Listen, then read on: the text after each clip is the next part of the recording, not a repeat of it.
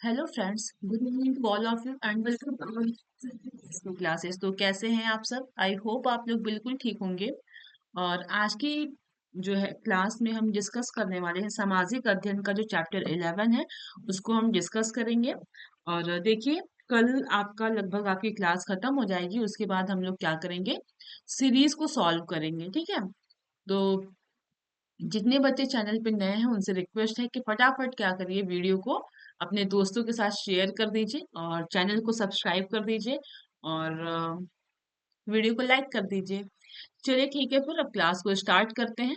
छोटा छोटा टॉपिक है, जैसा कि स्टार्टिंग में जो है हम लोग जो पढ़े हुए हैं वो आपका बहुत लेंदी था और महत्वपूर्ण भी था, तो उसको हम लोगों ने कंप्लीट कर लिया है।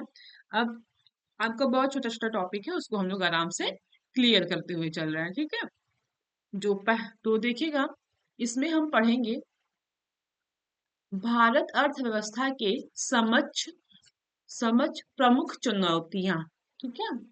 यानी कहने का मतलब ये है,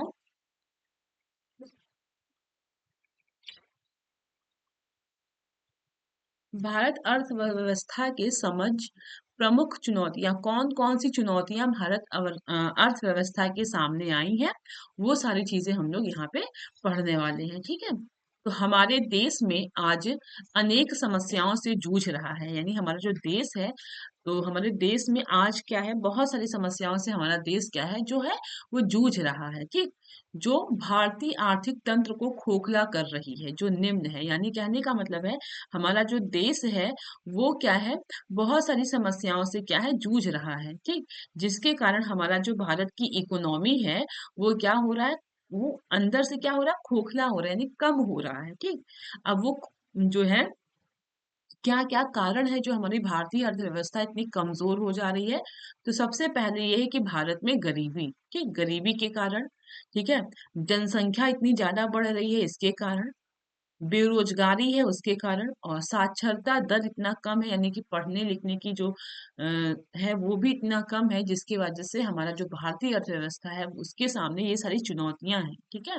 इसके कारण हमारा भारतीय अर्थव्यवस्था क्या है, खोखला होता जा रहा है। ठीक, ये सारी गंभीर समस्या है जिससे हमारा भारत क्या है, जूझ रहा है। ठीक है? कौन कौन सी? भारत में गरीबी, जनसंख्या, बेरोजगार और आपका साक्षरता दर। चलिए आते हैं आगे। अब एक एक टॉपिक पे बात कर लेंगे। गरीबी क्या होता है? ठीक, गरीबी क्या है? इसको इंग्लिश में बोलते हैं पावर्टी। ठीक, इसको इंग्लिश में बोलते हैं पॉवर्टी। तो देखिएगा, ये क्या है, जीवन जीने के साधनों या जीवन जीने के लिए धन अभाव को, स्थिति को गरीबी निर्धनता कहते हैं। यानी कहने का मतलब है कि कोई जीवन व्यतीत करने के लिए, ठीक, जिन साधनों की आवश्यकता होती है, ठीक, या फिर जीवन व्यतीत करने के लिए जो खाद्यान्न की आवश्यकता होती है, जो धन की आवश्यकता होती है, उसकी अत्यधिक कमी हो। ठीक, अत्यधिक उसकी कमी हो और वो अपना जीवन यापन सही से नहीं कर पा रहे हैं। ठीक है? एक टाइम का भोजन किसी तरीके से हो जा रहा है, एक टाइम का भोजन नहीं मिल रहा है, तो जो ये स्थिति होती है ना, उसी को कहते हैं गरीबी और निर्धनता। ठीक है? बात आई समझ में? और गरीबी को दो रूपों में देखा जा सकता है।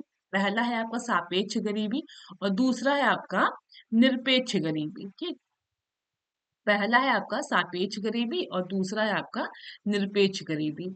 चलिए आगे देखते हैं। भारत में गरीबी का मुख्य कारण बढ़ती जनसंख्या दर है, यानी कि भारत में जो गरीबी का मुख्य कारण है, ठीक है, जो मुख्य कारण है वो आपका क्या है, जो जनसंख्या बढ़ रही है, वो आपका मुख्य कारण है भारत की गरीबी का। ठीक, चलिए अगला है, गरीबी को हटाने के लिए सुझाव। गरीबी को जो है हटाने के लिए क्या सुझाव है? तो पहला सुझाव तो यही है कि जनसंख्या नियंत्रण कार्यक्रम। ठीक, यानी कि आपके जो पॉपुलेशन इतना ज्यादा बढ़ रहा है उस पे जो है कंट्रोल करना। ठीक, दूसरा है आर्थिक विकास में तेजी, यानी इकोनॉमिकल डेवलपमेंट है उसमें और तेजी लाना है, तभी जाके गरीबी आपकी क्या है, गरीबी जो है वो देश से हट सकती है। ठीक, चलिए अगला है आपके ग्रामीण सार्वजनिक निर्माण कार्य, यानी गांवों का क्या करना, निर्माण करना, यानी गांवों का सार्वजनिक रूप से निर्माण करना। ठीक, यानी वहां पे हर एक चीजों की सुविधाओं को उपलब्ध कराना। सामाजिक सेवाएं व सुरक्षा और आपके है ग्रामीण औद्योगिकरण। जब गांवों में उद्योग होंगे तो वहां के लोग क्या होंगे, उनको रोजगार मिलेगा, तो उनको गरीबी उनकी कम की जा सकती है। ठीक, चलिए अगला है आपका गरीबी उन्मूलन के लिए कार्यक्रम। गरीबी उन्मूलन के लिए क्या कार्यक्रम है? तो पहला कार्यक्रम तो यही है, प्रधानमंत्री रोजगार योजना। ठीक है, राष्ट्रीय ग्रामीण रोजगार कार्यक्रम। अगला है सामुदायिक विकास कार्यक्रम। और फिर है आपका अगला ग्रामीण युवा रोजगार प्रशिक्षण कार्यक्रम। ये सभी आपके क्या है, गरीबी से आपके दूर होने वाले सभी कार्यक्रम है, यानी कि सरकार की तरफ से चलाए जा रही ये योजनाएं हैं जिसके द्वारा गरीबी को कम किया जा सकता है। ठीक है, यानी ये सारी योजनाएं हैं, प्रधानमंत्री रोजगार योजना, राष्ट्रीय ग्रामीण रोजगार कार्यक्रम, सामुदायिक विकास कार्यक्रम, ग्रामीण युवा रोजगार प्रशिक्षण कार्यक्रम। ये सभी आपके क्या है, भारत सरकार के द्वारा चलाए जाए जा रही योजनाएं हैं जिसके कारण क्या होता है, आपकी गरीबी को कम की जा सकती है। ठीक, सभी को रोजगार देने की यहाँ की सारी प्रोसेस है। चलिए आते हैं अगले पे। ठीक है, आते हैं अगले पे। अगला है आपका जनसंख्या वृद्धि। तो देखिएगा, किसी भी क्षेत्र में लोगों की संख्या बढ़ने को ही क्या कहते हैं, जनसंख्या वृद्धि कहते हैं। ठीक, यानी कहने का मतलब है किसी भी क्षेत्र में, ठीक है, कोई भी क्षेत्र है वहां पे लोगों की संख्या बढ़ रही है तो उसी को क्या कहते हैं, जनसंख्या वृद्धि कहते हैं। बात आई समझ में? चलिए उसके बाद देखेंगे जनसंख्या वृद्धि के कारण क्या है। ठीक है, जनसंख्या वृद्धि के कारण क्या है? तो पहला कारण क्या है, जन्म दर का अधिक होना। ठीक, यानी बर्थ रेट का अधिक होना, यानी कि जो जन्म लेने की दर है ना वो बहुत ज्यादा होना। ठीक, जो कि आज के टाइम पे ज्यादा है। और मृत्यु दर की कमी कमी, यानी कि जन्म लेने वालों की संख्या 100 है और मरने वाली की संख्या 10 है, तो क्या होगा, इससे तो पॉपुलेशन बढ़ेगा। यदि जन्म रेट और मृत्यु रेट सेम होता है तो चीजें बैलेंस हो जाती है ना। चलिए कोई बात नहीं। कम उम्र में विवाह कर देना। ठीक, अशिक्षित एवं निर्धन होने के कारण निम्न जीवन स्तर व्यतीत करना। और आपके भारत में धार्मिक तथा सामाजिक कारण से जल्दी संतान उत्पन्न करना। ये सभी आपके जनसंख्या वृद्धि के कारण हैं। ठीक, ये सभी कारण है।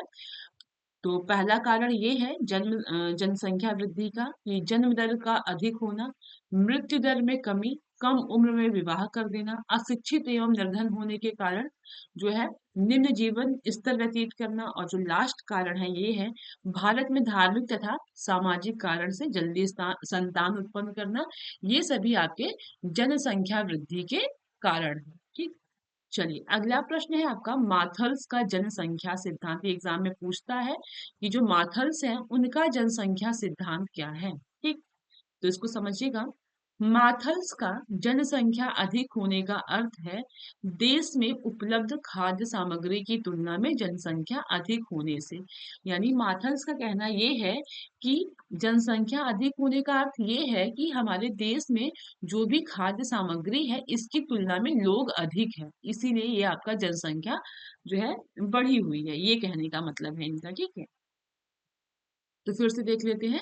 माथल्स का जनसंख्या अधिक होने का अर्थ है देश में उपलब्ध खाद्य सामग्री की तुलना में जनसंख्या अधिक होने से है। ठीक, चलिए अगला है, फिर देखते हैं क्या कहा इन्होंने। तो माथल्स ने आर्थिक विकास के प्रभावपूर्ण मांग एवं प्रभावपूर्ण पूर्ति के लिए धन का समान वितरण आवश्यक है। कहने का मतलब ये है कि माथल्स ने कहा कि आर्थिक विकास ठीक है, आर्थिक विकास के लिए जो भी मांग है उसके लिए, उसकी पूर्ति के लिए धन भी आपका समान जो है देना आवश्यक है। ठीक, तो माथल्स ने प्राकृतिक एवं कृत्रिम दोनों ही तरीकों से जनसंख्या को नियंत्रित करने के सुझाव दिए। माथल्स का कहना ये है कि अगर हम आर्थिक विकास करना चाहते हैं तो जो भी हम लोगों की डिमांड पूरी कर रहे हैं, जो भी हम उनको उपलब्ध करा रहे हैं, उसके बदले में हमको समान धन भी लेना चाहिए। ठीक, और आपके जो माथल्स हैं इन्होंने प्राकृतिक रूप से और आर्टिफिशियल दोनों रूपों से जनसंख्या को नियंत्रित करने के इन्होंने सुझाव भी दिए हैं। ठीक, चलिए अब हम लोग देख लेते हैं भारत में जनसंख्या नीति क्या है। ठीक, भारत में जनसंख्या नीति क्या है। तो पहली नीति क्या है? तो माता तथा बच्चे के स्वास्थ्य संबंधी कार्यक्रम को महत्व देना। पहली तो भारत में जनसंख्या नीति ये है कि माँ और बच्चे के स्वास्थ्य संबंधी कार्यक्रम को महत्व देना, ठीक। दूसरा है आपका महिलाओं के शिक्षा स्तर में क्या करना? सुधार लाना, ठीक। महिलाएं जो हैं उनकी जो शिक्षा स्तर है उसमें क्या करना? सुधार लाना, ठीक। अगला है आपका जनसंख्या संबंधी शिक्षा पर अधिक बल देना, ठीक। यानी कि आपके जो जनसंख्या संबंधी शिक्षाएं होती हैं उन पे अधिक बल देना, ठीक। लड़कों तथा लड़कियों को विवाह आयु 18 व 21 वर्ष करना, यानी कि लड़कियों की जो विवाह की उम्र है वो 18 वर्ष है, और आपकी लड़कियों की जो है वो आपकी क्या है? लड़कियों की 18 है, लड़कों की 21 है। अगला है परिवार कल्याण से संबंधित चिकित्सा सेवाओं की निशुल्क व्यवस्था कराना, ठीक। ये सभी आपके भारत में जो है वो जनसंख्या नीति है। अब आते हैं, अगला है आपका बेरोजगारी के प्रकार, यानी बेरोजगारी क्यों है, इन सब चीजों को देख लेते हैं। पहला है आपका ग्रामीण क्षेत्रों में बेरोजगारी, ठीक। पहला है मौसमी बेरोजगारी, दूसरा है छिपी हुई या फिर अदृश्य बेरोजगारी। जैसे मौसमी बेरोजगारी है, ठंड है, गर्मी है, तो काम होता है, ठीक है। बारिश के टाइम पे जैसे कि कोई घर बन रहा है या मिट्टी की खुदाई हो रही, तो वहां पे मजदूरी होती है, ठीक। ठंड में गर्मी में बन रहा है, बारिश के टाइम पे काम ठप्प हो जाता है, तो यहाँ पे लोग जो मजदूर होते हैं उनका काम रुक जाता है ना। छिपी हुई या अदृश्य बेरोजगारी भी होता है, ठीक। चलिए, और शहर में देख लेते हैं क्या है। तो शहरी नगरीय क्षेत्रों में जो बेरोजगारी है वो औद्योगिक बेरोजगारी है, और शिक्षित वर्ग में बेरोजगारी, यानी कि जो पढ़े लिखे हुए हैं वो भी क्या है आज के टाइम पे बेरोजगार है, ठीक। चलिए, अगला है आपका बेरोजगारी उन्मूलन के लिए वर्तमान सरकार के द्वारा संचालित योजनाएं, ठीक। यानी कि जो बेरोजगार उन्मूलन है उनके लिए जो वर्तमान में सरकार के द्वारा कार्यक्रम संचालित किए जा रहे हैं, योजनाएं जो संचालित की जा रही हैं वो कौन कौन सी हैं, ठीक। जैसे पहला है आपका काम के बदले अनाज, यानी कि जो है आपके जैसे कि मजदूरी जो करते हैं वो काम करते हैं, तो उसके बदले में वो पैसे नहीं लेते हैं, वो क्या लेते हैं? अनाज लेते हैं, ठीक। उसके बाद संपूर्ण ग्रामीण रोजगार योजना, ठीक। उसके बाद फिर आता है जयप्रकाश रोजगार गारंटी योजना, ठीक। उसके बाद फिर राष्ट्रीय ग्रामीण रोजगार गारंटी योजना 2005। ये सभी आपके बेरोजगार से संबंधित सरकार के द्वारा जो कार्यक्रम संचालित किया जा रहा है वो सारी चीजें हैं, ठीक है। चलिए, आते हैं अगला। अगला है आपका साक्षरता दर जो है उसको हम पढ़ लेंगे, हालांकि ये चीजें आप पढ़ चुके हैं, फिर भी यहाँ पे फिर से पढ़ लीजिए, ठीक है।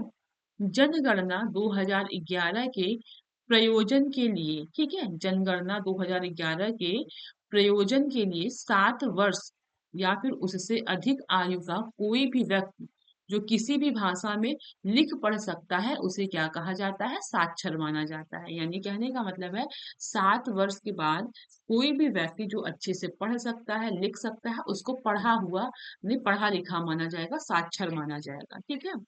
उसके बाद 2011 की जनगणना के अनुसार देश में जो साक्षरता दर है वो कितना है?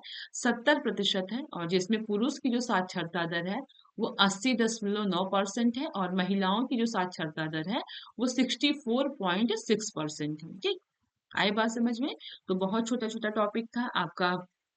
जनसंख्या क्या है, बेरोजगारी क्या है ना, गरीबी क्या है, साक्षरता दर क्या है, इन सब चीजों को हमने बहुत अच्छे से डिस्कस कर लिया है। अब इसके आगे की जो कल की क्लास होगी उसमें आपको चैप्टर 12 पढ़ाया जाएगा, ठीक है। उसके बाद अब क्लास को यहीं एंड करते हैं, कल की लास्ट आपकी सिलेबस कंप्लीट हो जाएगा, उसके बाद आपको बहुविकल्पी प्रश्न वगैरह कराए जाएंगे। चलिए ठीक है, फिर मिलते हैं कल की क्लास में। जितने भी बच्चे नए हैं चैनल पे, प्लीज चैनल को सब्सक्राइब कर लेंगे, वीडियो को लाइक कर देंगे, और वीडियो को अपने दोस्तों के साथ शेयर कर देंगे। ओके, फिर मिलते हैं कल की क्लास में। Thank you.